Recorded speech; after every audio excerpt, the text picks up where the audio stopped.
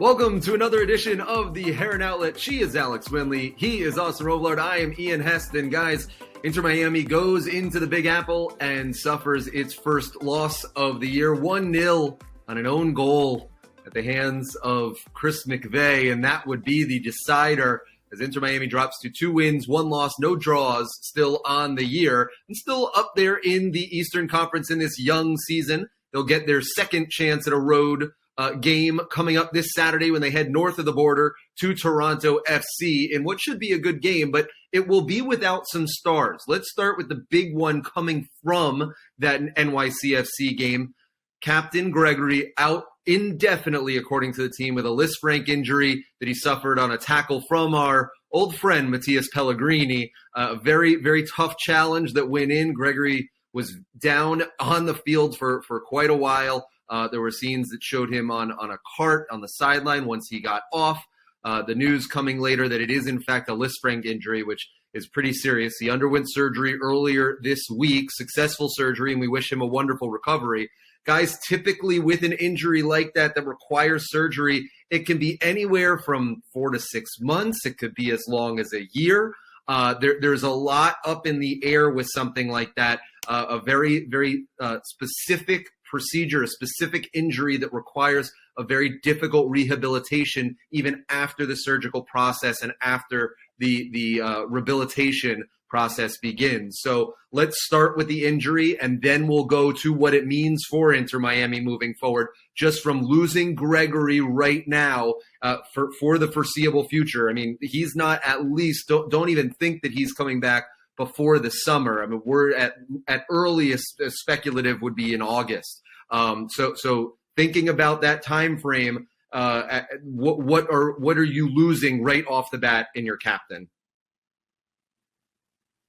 Yeah, you're losing a lot of stability, a lot of defensive bite in the midfield, and a good partner with Jean Mata. Yeah, it's a huge loss. Obviously, captain, you saw all the messages on his social media. People are sad for him. Gregore is sad for himself, but he said he'd come back stronger. So it is unfortunate, but I'm a little worried for Miami depth-wise because, that midfield, with Gregore, fit and fully playing all those games, he could normally play all those games, so that we didn't really have an issue with the defensive midfielder spot. But now, you're a player down for several months, and depth is going to get a little thin. Now you talk about guys like Victor Ulloa, Benjamin Kremeshki now, Bryce Duke, who we'll touch on later, signing a new contract. They're going to have to step up now, and out of those 3 I listed, I think only Victor Ulloa is really the only defensive midfielder of the bunch. So, and maybe Jean Mata can play there, but you want him, higher up the field with his passing ability and ability to, hit those long shots and every once in a while. So I'm worried about their depth back there more than anything, less so than, who's going to replace Gregore. It's more so, their bodies are getting thin there. And I am concerned, Gregory's a great player. Yes, there are some times where his first touch kind of lets him down, and, sometimes they're not able to build through the back because of his first touch. But now with, I don't know who they play there, Jean Mata, but then who plays next to Jean Mata? And it's just the entire thing where I'm a little confused about. And, will Miami get another player? I know MLS has these new rules where they can, bring in I think like an injured reserve type of player where they can add on. So I'm not entirely sure what they're going to do there, but hopefully that they can get something done. Yeah, it really sucks. That's to say the least. And I mean, it's a good thing when everyone heard that he went through a successful surgery. I think it was either Monday or Tuesday. So extremely happy that happened. And you saw, as Alex mentioned, the outpouring of love and support for Gregore on social media. It's a major loss. It's not only your captain, but I mean, he was vital to the success of this team. If you listen to any of our words on this midfield in the last 2 weeks and the engine that it was, you can't say any of that without naming Gregore. And I think a lot of Miami's success derived from the midfield and the way him and Jean Mata were playing together. And now it's about what Alex is saying. It's finding, what is going to work in replacement of your captain, one of your best players on the pitch week in and week out. Is it Jean Mota playing deeper as a 6 and throwing on a guy like Duke or Taylor as a roaming number 8? Is it Victor Ulloa going to get a ton of minutes? I really don't know what the answer is, and I'm curious to see what Phil Neville does on Saturday against Toronto. I just, you just hope for the best for Gregory. It is so unfortunate something like this happened, especially so early in the year. I guess fingers are crossed for him to come back around playoff time, but even then, that is more of a stretch than you can imagine. It is a rough injury. So, yeah, just wishing him all the best. Seriously wanting him to go ahead and find success in his recovery and at least come back for 2024. I think that is like the ultimate goal, and you don't want him to rush into anything. This is just, like Ian said, a very specific injury that really needs some time to heal. And, shout out to Gregory. Hope everything is okay. And it's going to be interesting to see what Miami does. It's very difficult. I mean, you're talking several weeks until you're even getting out of bed. So there's a lot that goes into a procedure like this. In all injuries are difficult. This one is one of those ones that you really like to avoid. So definitely going to take the time with that. You guys had mentioned sort of where you go tactically from here. I don't think that you necessarily need to abandon the 4-4-2 diamond or the 4-3-1-2 as we've been calling it. I think that their principles can still be in there. Mota obviously can slide in. We had seen in the first 3 weeks that Gregory had played more of a third center back at times that allowed Negri and Yedlin to get higher. I don't know if you can necessarily do that with Mota the same way. So maybe there's where the first domino falls from losing this. But I do think that right in the interim, it's very easy to say, okay, Mota slits where Gregory was, and Robert Taylor or Bryce Duke goes right back there. Probably Taylor being the little more normal of a fit, just simply because he had done it at times last year when they first started that 4-3-1-2. We remember those games with him and Vasilev on either side of each other. So he's been there before and understands that. But it does definitely take away from that fortress, that front line of defense that you had for Miami, which had been so stalwart to start the year. We were so impressed with that block 4 that they had in defense with Mota and Gregory ahead of McVeigh and Sergei Kristov. So I guess from there, what does Miami look like differently with, let's say it's Robert Taylor or it's Bryce Duke? How do they look differently in terms of formationally and where those fullbacks are going to try and get forward? Do they have to stay back a little bit more? And what does it mean trickling up the field?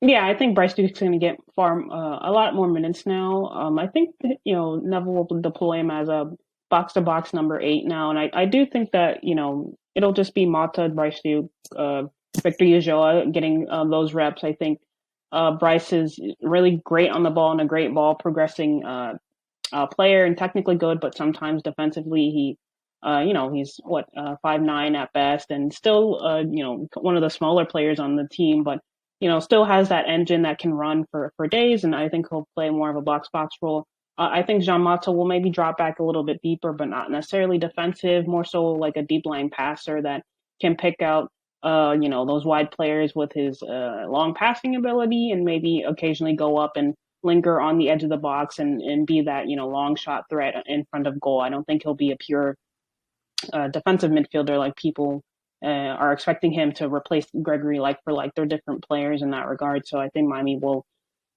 maybe look a little bit different in the build-up. I think they'll probably have more composure and possession of the ball. Like I said, Gregory's great at what he does, but sometimes his progressive passing and first touch does let him down in the build-up. I know there are a couple of times where maybe during certain situations they're hesitant to pass the ball to him when he's crowded by opposition defenders, because sometimes his touch is a little loose or a little bit too far, and opposition defenders can go and pounce on it and break. But he's very good on the defensive end and screening the back line, so I think that's why he's deployed there. But with Jean Mata, he's got a better touch, he's got better composure on the ball, so I think Miami will probably build out of the back a lot more now, instead of having Callender maybe ping it to a fullback or a winger. I think they'll build out more from the back now. using Mata dropping between the two center backs, not as a third center back, but kind of as just a deep line passer, quarterbacking role. And he will be that progressive passer instead of maybe Drake kicking it out to a fullback. It'll be Drake to Jean Mata. Jean Mata is able to calmly compose and get out of pressure situations, pass the ball on to a Bryce Duke or Rodolfo Pizarro, Ujo, or whoever's playing next to him. And then they'll progress from there. I think they'll just have to tweak it a little. It won't be so much Gregore, the defensive type, but more so Jean Mata using his long passing ability, just his passing range to get them out of to progress them from the last third into the middle third of the field and to obviously into the final third a little bit more seamlessly. But yeah, a huge loss from Gregore. Gregore being injured is a huge loss, but I think if they switch some things up tactically, I think it's doable. But is it a long-term solution? I don't know.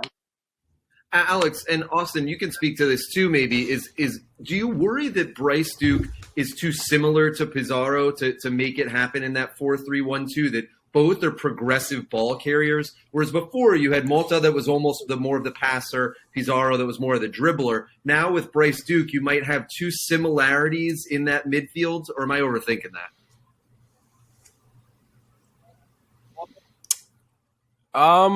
No, I don't think you're overthinking it at all, because when you're making a swap from Gregore to Bryce Duke, those are two totally different play styles, and I think that Bryce Duke emulates more of a Pizarro play style than a Gregore one. And one thing that I really enjoyed about Gregory's game against New York City FC was that when Miami were struggling to control the ball and actually make any type of progressive passes in the first half, Gregore took the responsibility of making those line-breaking passes, of getting himself on the ball and putting the pressure on the midfield line, the back line, the front line of the New York City team, and trying to make sure that he could find players in space and go forward. And I thought that he did that better than anyone on the pitch. And when things were getting frustrating, Gregore was there and made those line-breaking passes time and time again.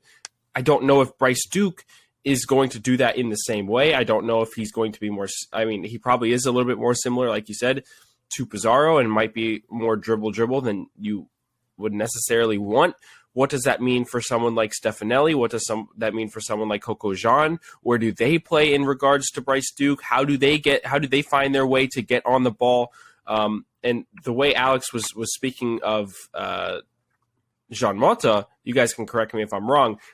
Yes. This is a regista type role we're talking about, correct? Is that the term? So we saw this a little bit last year with Jean Mota. We saw him do this in Gregory's absence, and it happened to work quite well. I think that, though, when Alex, you bring up the point that it brings up a little bit more of a building out from the back kind of style, and they'll probably lean to that a little bit more, using Jean Mota as that quarterback. What does it mean from the wingbacks? Ian, you brought up a great point. What does that mean for Negri? What does it mean for Yedlin? If you don't have a guy dropping in to make a back three, Negri and Yedlin need to be almost cursed there, a crap ton more disciplined when building out from the back. Because a lot of what we saw against New York City was Negri way too high up the pitch, leaving McVay isolated. And McVay's not going to have all that space to move out to the left side of the pitch when Gregory's not there on the right to cover him. He's going to be more central. And so is Sergei Kristov. If Nota's not dropping as deep as Gregory was, then those guys need to be a little bit more central. And both of the wingbacks need to stay back and help build out and use Jean Mota as a piece in the middle of the pitch, whether he needs to go forward centrally or swing the ball out wide. They need to use him as this type of pivot in order to let him have his back to goal and have options going forward to push the team forward. Yeah, to that point, actually, I think we saw it against what was it Philly or Montreal? One of the games where Negri was pushing up high, but Mata dropped back into that left back space, and so they could do that. Yes, Montreal. It was the Montreal game. And that was the first game of the year. But I think I think you could do that because of Gregory. You can let Mota slip into that left back role because of Gregory occupying that space.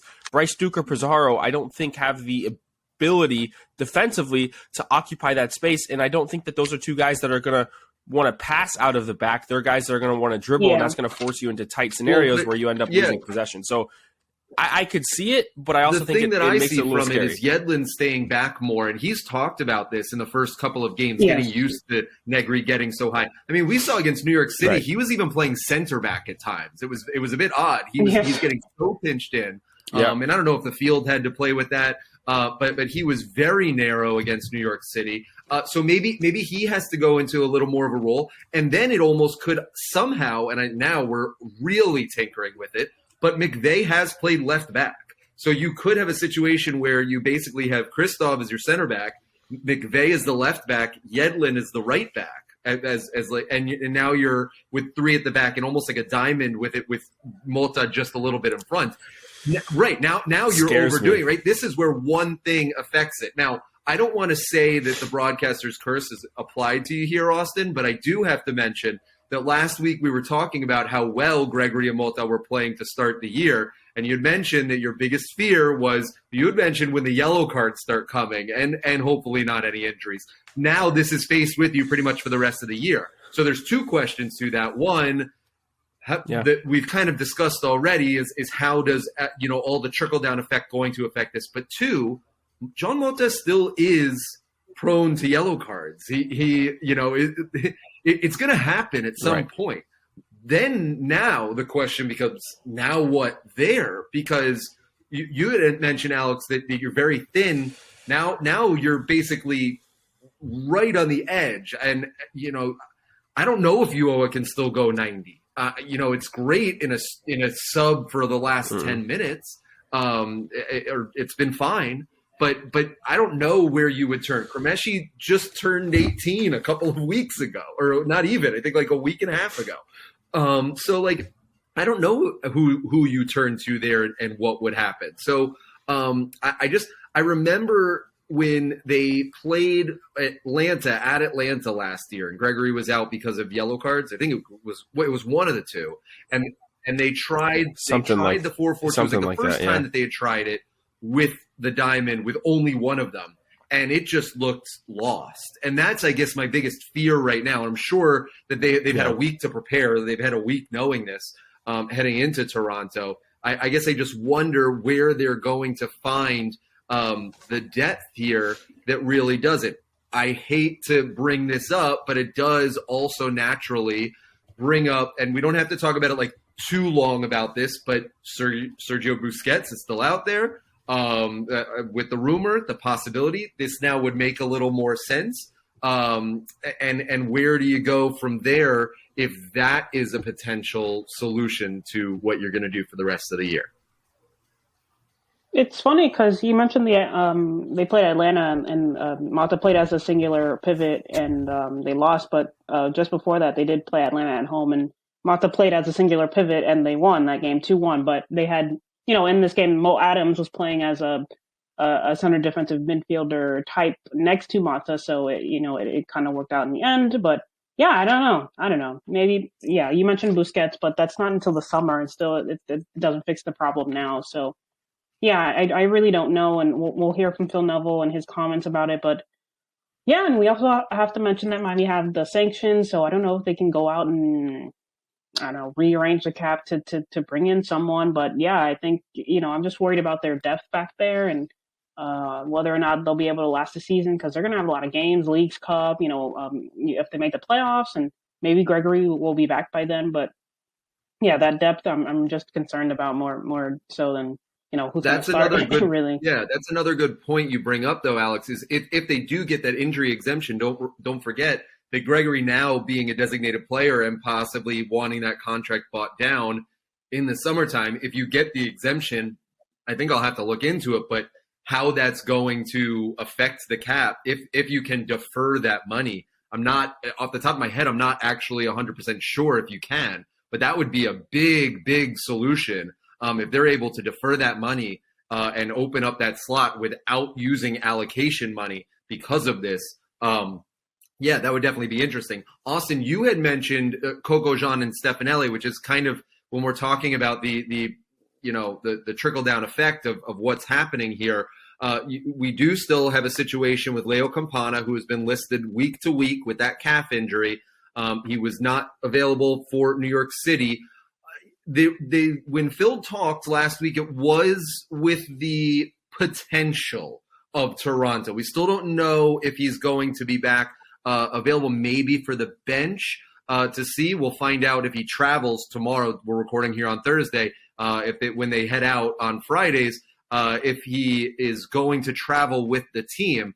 But, I did see last week he was back in the gym, not on the field with the team. So that's another step back into getting back with the first team and seeing if he'll get minutes. Now, there's two questions to that as well. One, how's Campana's injury affecting all this, and when can he get back on the pitch? And two, where does Stefanelli and Coco go in terms of this musical chairs act that we're doing, Austin? Easy answer for number two. I think Stefanelli gets dropped and you move Coco Jean to the top of the diamond in midfield. I think that makes the most sense for me. I don't believe that Stefanelli has gelled as well as anyone would have wanted. I think that his ability is there, his potential. I mean, it's clearly there. He seems to be a workhorse and a guy who can make a lot of really good, smart footballing decisions, but he just hasn't been able to link it.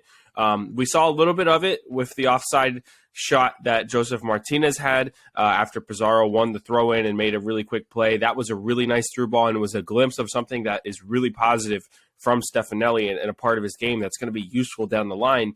I just think if Campana's coming back and you need to find a way to get goals because, again, they did not score on the road, they need to drop Stefanelli for Campana, get another goal-scoring threat on, have Coco Jean play underneath them, and even have him roam around if he needs to and go forward that way. I think that's what makes the most sense for me. And as for just Campana in general, look, I don't know if I'm rushing him back on the road if I'm Inter Miami, especially with all things considered.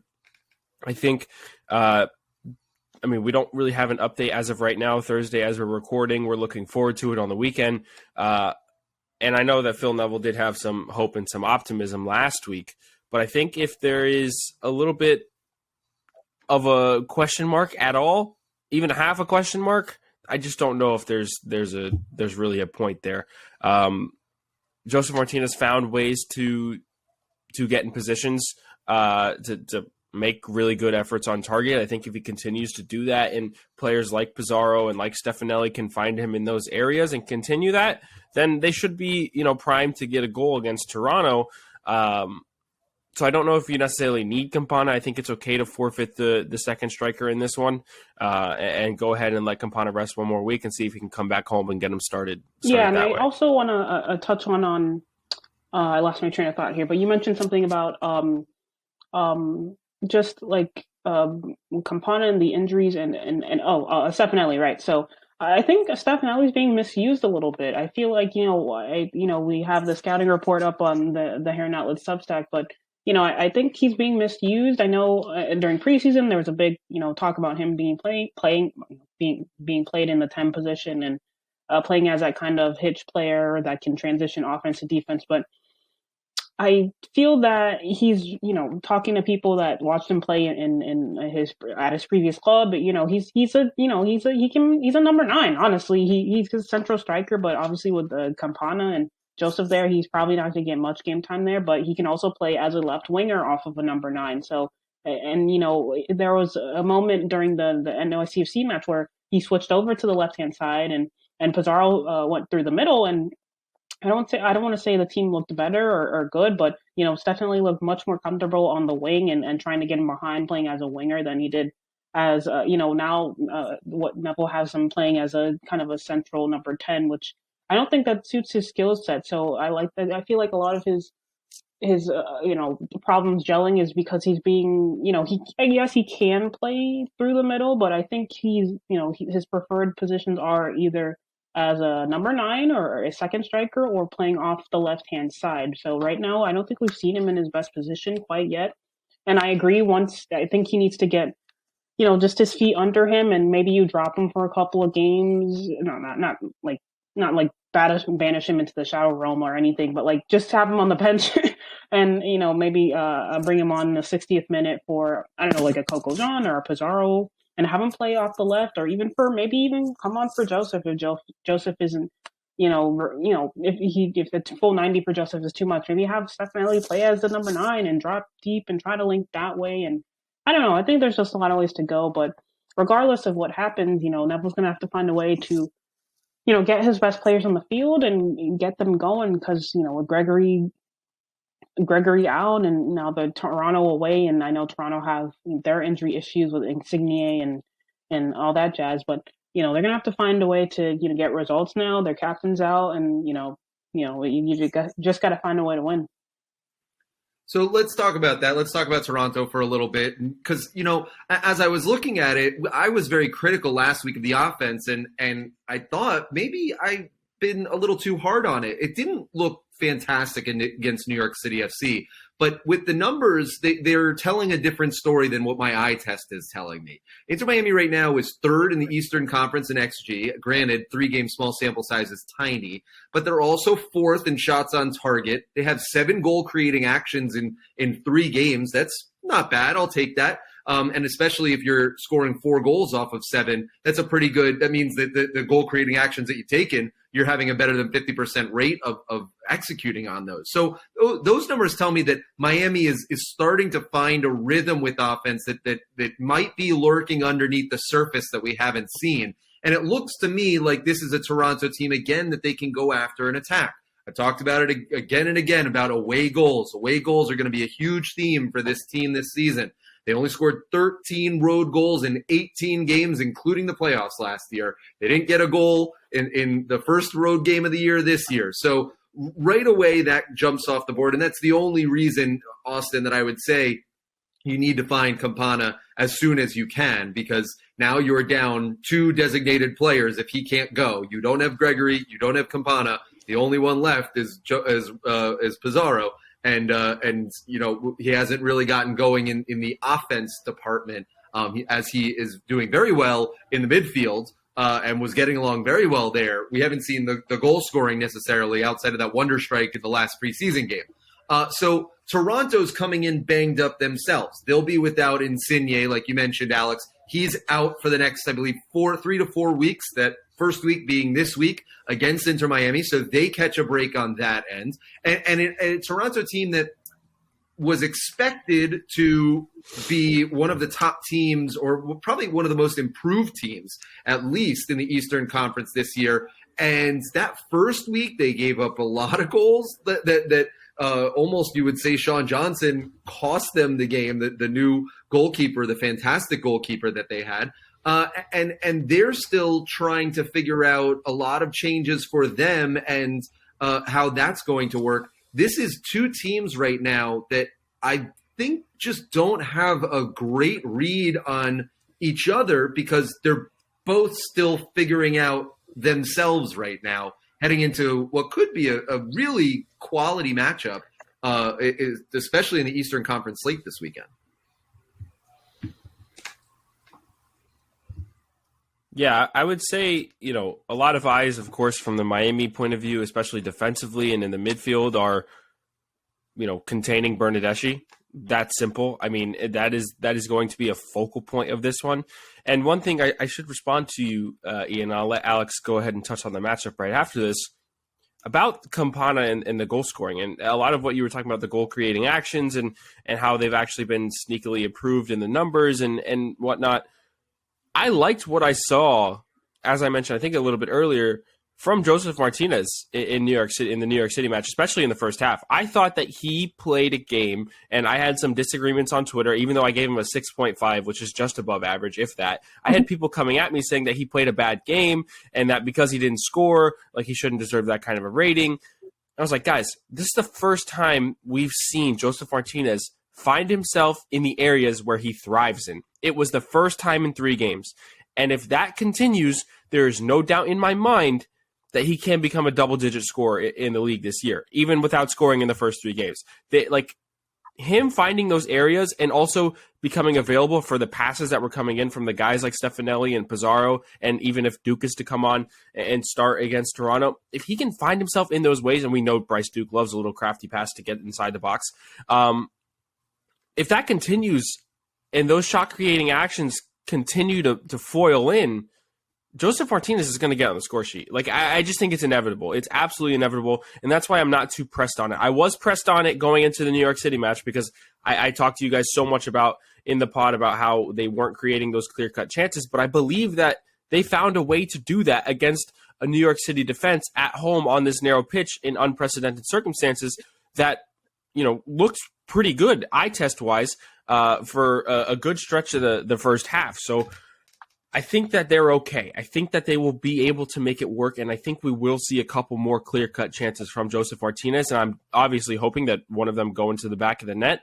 but I think they've found something there, and if they can just let it marinate and let it continue, the goal will come. And I think that the Toronto match, honestly, is primed for it to be I agree. the first one. I think they have to contain Bernadeschi, which will be difficult, but I think with Kristoff and McVay back there, I think they'll probably have a handle on it. But like Austin said, I think Joseph played well. People criticizing him, as a striker, you have to score goals, but you can play well and maybe just not score, and that's what Joseph did. He nearly had a goal. It really, I think, I don't know what minute it was, but it literally almost touched the crossbar like 3 inches shorter, and it probably would have sailed past the NYCFC goalkeeper. But he played a good game, and like Austin said, I think the goals will come, especially if they continue with offensively what they're doing, even without Gregory. Just try to. I think it was it Pizarro getting into that wide area and putting a cross in for Joseph, and that's the goal that almost went in. So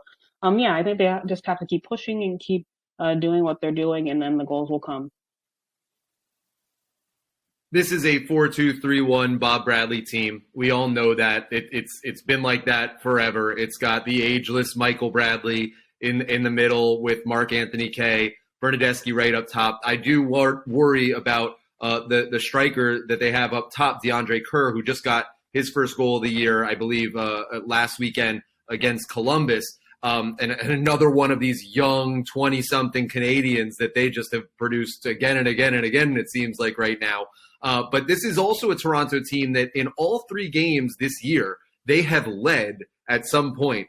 And as it stands right now, with having leads in all 3 games, they are at winless 0-2-1, just 2 points from their first 3 games. They have given up a goal in every single game. They've also scored in every single game. So it might be a little bit stretched in, what is a cold Toronto environment. They had gotten some snow in upstate New York earlier this week. It's supposed to warm up as the weekend comes, so it won't be terribly cold. They're, I think, expecting in the 40s, which is still very cold for us down here. But it's a different environment. Knowing that that's a very simple 4-2-3-1. It's Bob Bradley, football. Everybody in the United States has known it since you were in rec league, right? So I think that there isn't anything that's going to surprise, Phil Neville or Inter Miami from what they do. But you guys mentioned Bernadeschi. Outside of him, is it just singular focus? Is it Jean Mota manning up on Bernadeschi and then just going from there? Or how are you countering this? Team effort, really. I think it'll be different. The field dimensions will be bigger, so they won't be playing on this truncated field. But just a team effort, really. Everyone getting back. If Stefanelli plays, he'll be tracking back. I think it'll just be like a team effort sort of thing with defending him.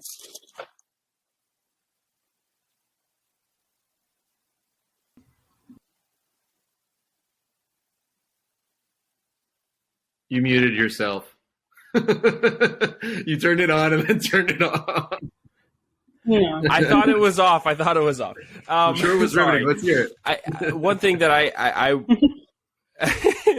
don't think it was that great.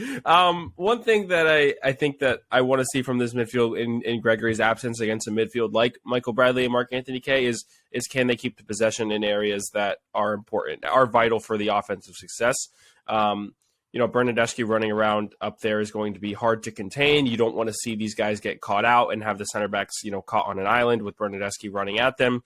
So can this midfield control the ball? Can Jean Mota be that quote unquote quarterback that Alex mentioned to help this team push forward and make progressive passes that end up turning into scoring goals. That's kind of the key that I'm really looking for. In the New York game, I was mostly looking at the attack. With this Toronto game, going against this kind of midfield, this Bob Bradley midfield with those two guys specifically, and Gregore being out, what comes from the midfield? Can they control the possession, and can they use the possession in ways that actually have them progress the ball?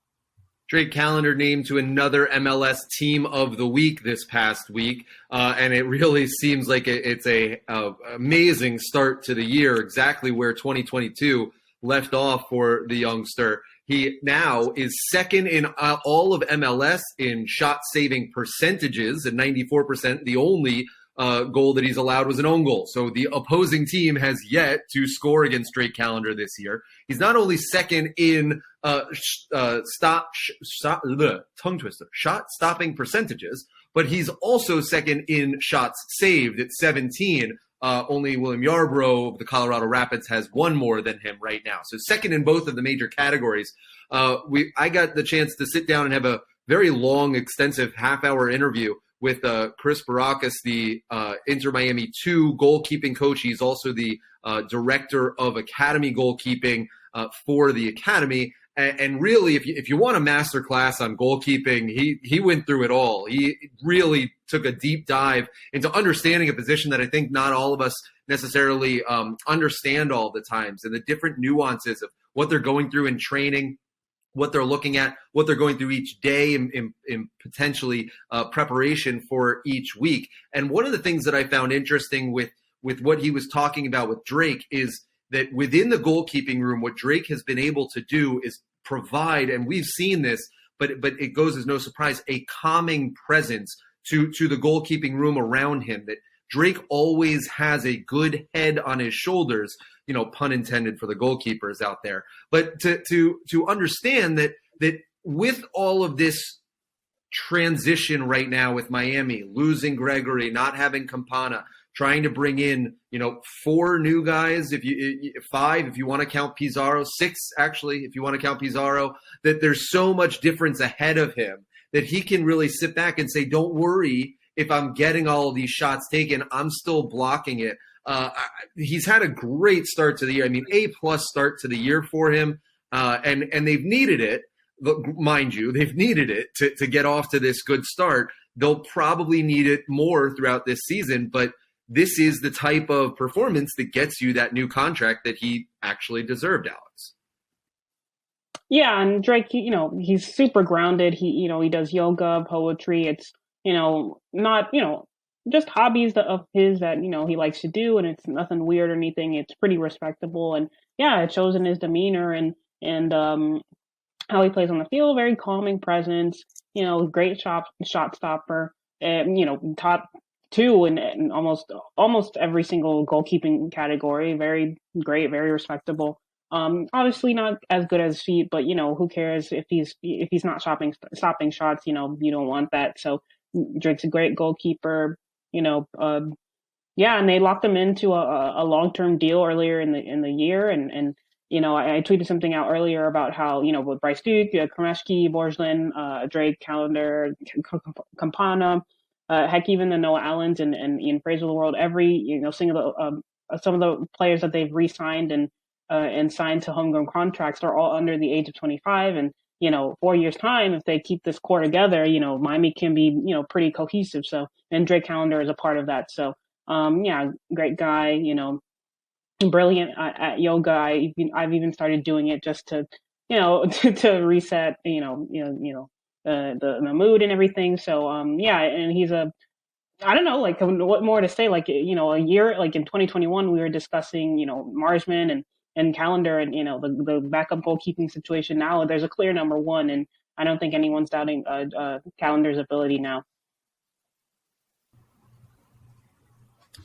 One thing I will say, as the backup varsity goalkeeper at Fort Lauderdale High School, I can confirm that Drake Callender has been really good this year at goalkeeping. Go Flying L's. I probably had about 8 appearances in 4 years. And listen, I don't remember how many goals I conceded, but it was definitely a lot more than Drake has done this year. So with that being said, all of my expert knowledge being said, Chris Baracus out of the way, I've got this down. Drake Callender has been so good at goalkeeping. No, but really, he has been, and he the contract was more than well deserved, and I honestly think it was a very smart business move by Inter Miami, because there's no way that this guy at just 24 years old, with now being on the U.S. men's national team radar, is not being looked at by other clubs. I think that he has so much potential, but to lock him down is huge. And I think, we've seen a little bit of holes in the defense, and if it wasn't for him, Miami could be losing games, whether it's against Philadelphia, whether it's against New York City, and they could have lost even worse. I believe there were so many different chances that New York City had that could have just put Miami far well and out of the game, and especially even against Montreal. There were chances there too that came down to him making that big one-on-one save, and that is the number one quality in a goalkeeper that you need. I as Alex said, I'm not as worried about his distribution as I am his shot stopping, and I know that his shot stopping is unbelievable. You see it in the numbers, you see it in the eye test, you see it on a week-to-week basis. In 3 weeks, he has 2 team of the match days. There's a reason for that. He's been doing so well, and I think Miami are extremely lucky to have him, lucky to have found him in their first year, I think, in existence is when they traded for him to get him over from San Jose. Was it San Jose? Yep. And they regret it literally every day, I see from beat writers and the fans. Yeah. He was still playing in college, I believe. I don't know if he had ever made the jump up yet. Yeah. His homegrown deal was with San Jose. Yeah, something like that. But great deal of business. Probably only some of the great deal of business that Miami had in 2020.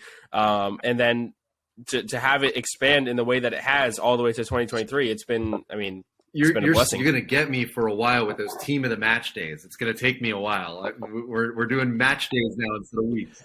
I had to. It was. It took me I almost had team of the week, and I was like, guys, it's team of the match. Team of the match. I can do it. And die it came hard. through. I'll try and improve. Just like I'm trying to. I tell you guys all the time, I am committed to getting Phil to stop saying the MLS. It's just Major League Soccer. It's just MLS. So I'm gonna try. I tried last year and failed. Now I got my own homework to do. But Drake does come with this new contract, like you guys had mentioned. And again, check out that interview with Chris Baracus on our YouTube channel at the Heron Outlet on YouTube. He even goes into, if you have a son or daughter who is interested in goalkeeping, he talks about little things that you can be doing at the youth level to improve their game for those who are interested in that. And go Flying L's of Austin's Fort Lauderdale. From one new contract to another new contract, and it seems like they're doing this with a lot of the homegrown guys, right? Drake was a homegrown guy. Now Bryce Duke, another homegrown guy, getting an extension through 2025 with a club option for 2026. And also what is a great deal of business when Bryce Duke came over in a trade from LAFC. So to be able to lock him down now for the foreseeable future, at least now for the better part of 2.5, let's say a 3-year deal with an option for a 4th, that will take Bryce into year 26 for him. And so that'll be how long his next contract will come up if that is the case. So great development in someone that the team sees as a wonderful cornerstone piece, and interesting to see how they are lining up these homegrown guys through 2026. A lot of them are being very carefully paired together for a continuity to go for the next couple of years for this core that we're starting to see emerge for Inter Miami. Yeah, and it's super exciting. Miami, I know Drake and Bryce Duke and some others aren't, Academy products, but, Benjamin Kreschke, Ascona, Felipe Valencia, Noah Allen, Ian Frey, they're all from the Academy. And so, seeing them come through and now play well, Noah Allen was playing very well before his knee injury, and hopefully he'll be back soon in the next couple of, close months or maybe even weeks, depending. We haven't gotten an update quite yet, but, it shows that, Miami, they're building a good core. And I think, I know Miami, the Messi rumors and the Busquets, but I think having a young group of players that can be that foundation. And then you add on a Messi or a Busquets. That's that core you need before you even add on players like that. So it's just hopeful to see, and with Bryce Duke and Campana, those aren't, those guys aren't Miami Academy products, but they're still like Campana. He looks 30, but he's only 22, and he plays. He's a great player, and hopefully he can be fit for the weekend. But guys like that is just showing that Miami have the intention of building young, and then having maybe even having those guys transition to when they move back down to Miami with Miami Freedom Park, and then they have this new era of players that were there from the early 20s now moving into a new era with their new stadium and moving back down to Miami proper. So I don't know, it's just this culmination of everything, and it's just smart from Chris Henderson. You saw what he did in Seattle with the youth, bring up DeAndre Yedlin, Jordan Morris, guys like that.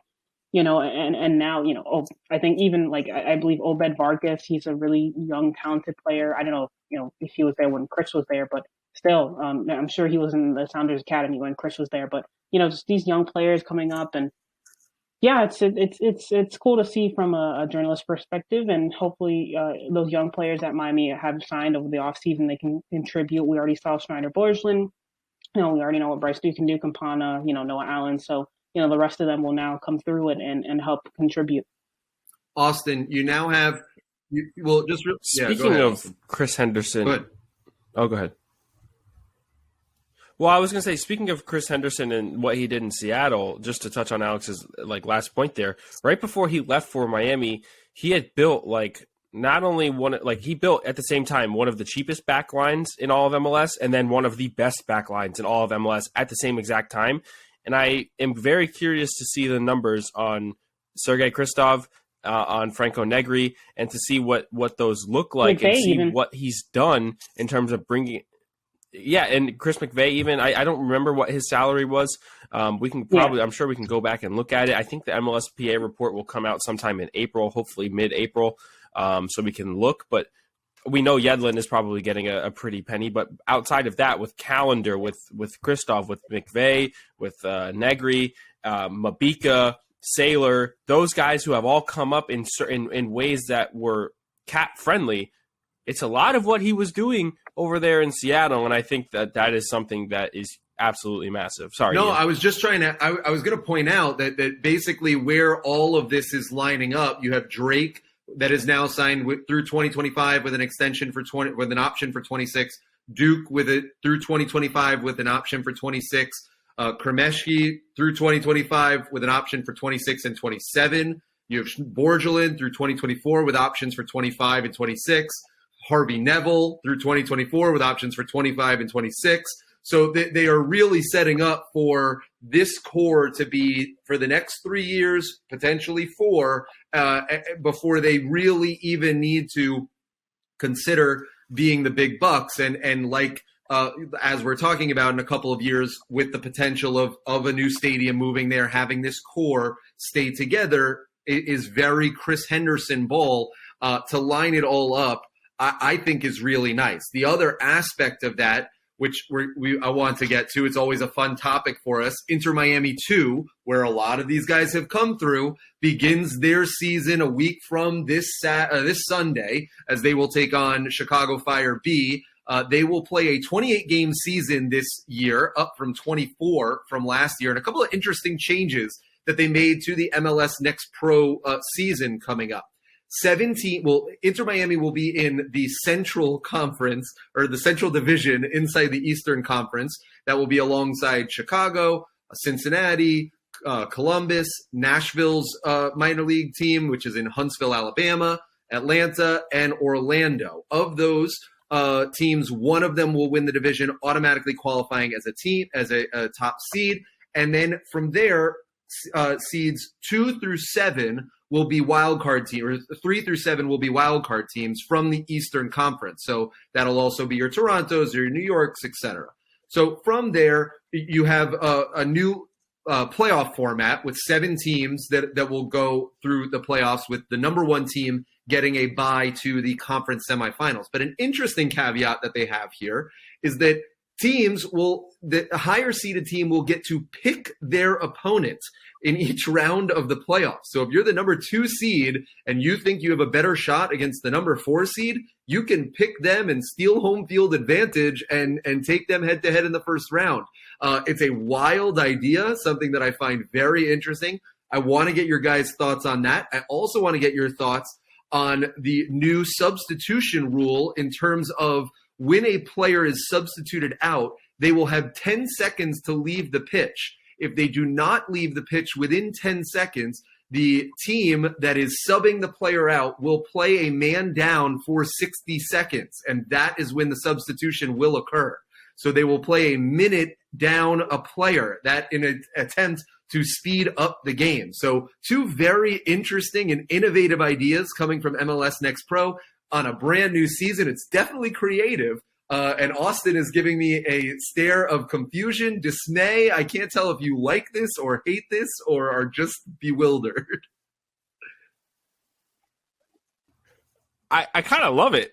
Like, I think that it's extremely innovative. Whoever's on the rules board over there, MLS Next Pro, it's out there, that's for sure. And it's definitely not anything that goes with the ordinary rules of the game, but I can't see how the storylines that could come from a playoff seed picking their opponent and then like losing, that has to, I mean, social media teams and fans on social media, it is built for success. It is built for attention. I think that's absolutely massive. And I also think it could really work in the favor of some of these higher seeded teams where they know they've had, the upper hand on some of these opponents. I think it makes perfect sense. I think it makes, it makes for, this isn't a league where it necessarily matters how much you win, but like in terms of leagues where seeding matters the most, some team in, like, let's say in the NBA shooting for the 7th seed or the 6th seed or the 5th seed to avoid the 2 or the 3, whatever it is, you kind of fully get rid of that and you say, no, you need to finish top 2 or else you don't know who you're going to play. And I think that that's absolutely smart. Now for the substitution rule, I would assume that they didn't say anything with that regarding like injury substitutions and whatnot. I'm sure that that's completely left out of the cards. It's just for regular substitutions. I wonder how that's going to play into it. If players will act like they're cramping down the line, or I think teams are going to try and find ways later on in matches to get creative with how the substitutions come out. Question 2: are they still doing the straight to penalty kind of thing? I believe so. Yep, still in existence. This league is going to be a lot of fun.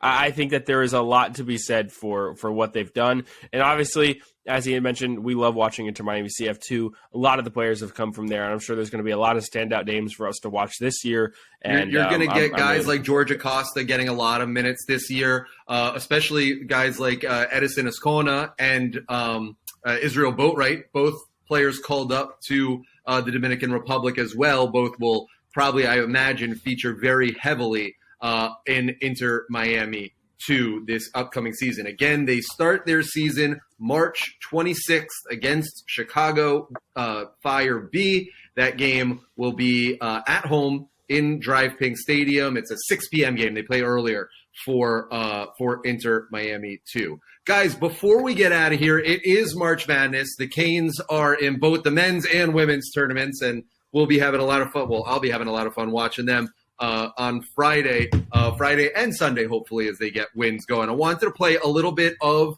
March Madness as we're getting ready for this weekend's slate of games. So, Austin, do you want to run the game or you want me to? I'll let the floor be yours. Listen, I've got all the games here. We'll go 1, 2, 3. Alex gives your pick. Alex, you give your pick. Ian, you give yours, and then I'll give mine. I'll tell you the home team. I'll tell you the away team. We've got every single game on Saturday again, which is one of those Apple TV things, which honestly I absolutely love. But let's see how we do. We'll record these answers, and we'll get back to you next week on how we did. All right. So first, Alex, you're up. Seattle at home to LAFC. What is the result? At home? So Seattle's playing at home? Oh, Seattle's at home. I think, 2-2 draw. Okay. Shout out to Big John McCarthy, and LAFC gets a 1-0 win. Okay, and I'm going to go with a 2-1 Seattle win. Atlanta at home to Portland. Atlanta wins 2-0. I'll go with a 1-1 draw. Portland finds a way to get a late goal. I think 3-1 Atlanta win. Montreal at home to Philadelphia. Alex. 3-0 Philly. Sorry, Montreal. No, they're finally at home. I mean, they're going to be playing with the road jerseys, but they're at home. So I'm going to go with Montreal to get the upset 2-1. Whoa, I'm going to go 2-0 to Philly. Alex, New England at home to Nashville. That screams like 0-0 draw. Nashville not attacking. I'm sorry. 0-0 draw.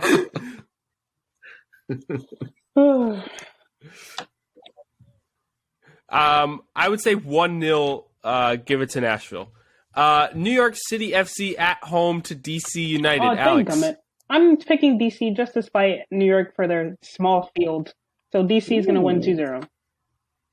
New York's starting to look better. 2-0 to New York City. Okay. I'm going to go with a 2-2 draw. New York Red Bulls at home to Columbus. Oh, that's going to be... I don't know. I think Columbus wins 2-1. Columbus scores goals. They give up goals. I expect goals in this game, so I'll agree with Alex. 2-1 to Columbus. I will go on the opposite end. I will say 2-1 to New York Red Bulls. Orlando at home to Charlotte. Yeah, for sure. Yeah, actually, I don't know. Orlando, their offense is a little slow, but Charlotte looked really bad, so I think it'll be like a 2-0 Orlando win, really. I can't believe Orlando gets eliminated on away goals when the rest of the world is getting rid of it. CONCACAF still has it. They managed to get 2 draws against Tigres and still get eliminated from CONCACAF Champions League. They are going to want to lay a thumping on Charlotte 3-0. Ooh, I agree with Ian. I'll go 3-0 as well. I think it's going to be, like I said, an ugly game for Charlotte. Chicago at home to Cincinnati. This is the first slate of the 8:30 games. 1-1 draw. Yeah, 1-1 draw. Cincinnati's got to get going sooner than later, right, to start getting some road wins, I think. I'll go with a 1-0 win for Cincinnati.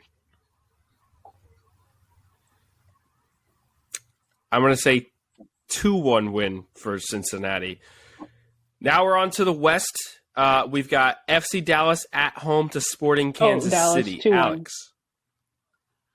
Dallas are the kings Ian. of draws at home. 1-1. Wow. Okay. Yeah, I'm going to go 2-1 FC Dallas. Then we've got Houston at home to the struggling Austin FC. I think Houston. Oh, so Houston's at home. Okay. I think Austin will Houston's win. At home. Honestly, that CONCACAF Champions League thing will probably leave a bad taste in their mouth, and I think they'll just go for it. So I'm gonna say 2-1.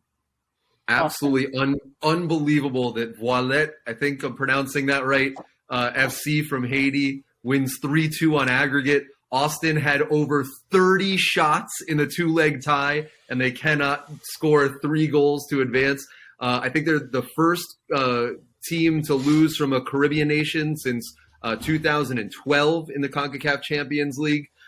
So very, very difficult time for Austin. In a Houston stadium that is in a really cool part of Houston, if you ever go, that's like a sneaky good road trip because the stadium's right downtown, but not a lot of people go to their games. They don't have a great home field advantage. I'll go Austin to get a 2-0 win.